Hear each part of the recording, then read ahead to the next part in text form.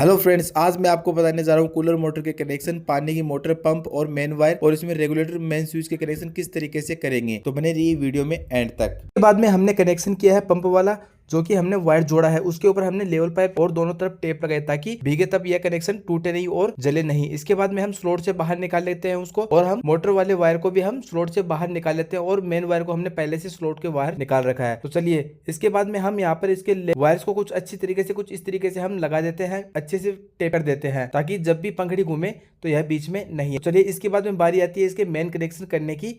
तो किस तरीके से करेंगे, सबसे पहले पंप का वायर ले लेते हैं और दूसरा कूलर मोटर का वायर ले लेते हैं, जिन्हें हम एक कर देने के बाद में मेन वायर में से कोई सा भी एक वायर ले लेते हैं और तीनों को कुछ इस तरीके से एक साथ कर देते हैं और उस पर हम लगा देते हैं अच्छे से वायरिंग टेप ताकि बॉडी पर करंट नहीं आए।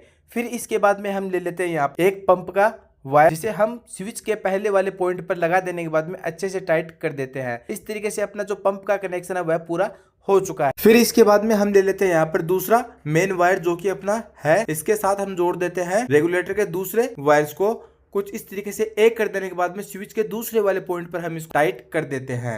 इसके बाद में अपना जो मेन वायर बचा यानी कि रेगुलेटर का वायर बचा हुआ है और अपना एक जो बचा हुआ है कूलर की मोटर का, उसको हम एक कर देने के बाद में अच्छे से टेप लगा देते हैं। फिर हम इसके बाद में इसकी ग्रिल पर हम इसकी प्लेट को लगा देते हैं और इसकी टेस्टिंग करते हैं। सबसे पहले हम कूलर के मोटर के रेगुलेटर को घुमाते हैं। तो जैसे हम घुमाते हैं तो जो मोटर है अपनी कम और ज्यादा हो रही है, यानी कि जो वर्क कर रही है, यानी कि बिल्कुल सही कर रही है। इसके बाद में हम करते हैं पंप की टेस्टिंग। तो देखो, जैसे ही हम स्विच को दबाते हैं तो स्विच दबाने के बाद में जो अपना पंप है वह बिल्कुल से सही वर्क कर रहा है। इस तरीके से आप भी अपने कूलर मोटर के सही तरीके से कनेक्शन कर सकते हैं। ऐसी ही ट्रिक भरी वीडियो के लिए चैनल को follow and like share subscribe करना ना भूले।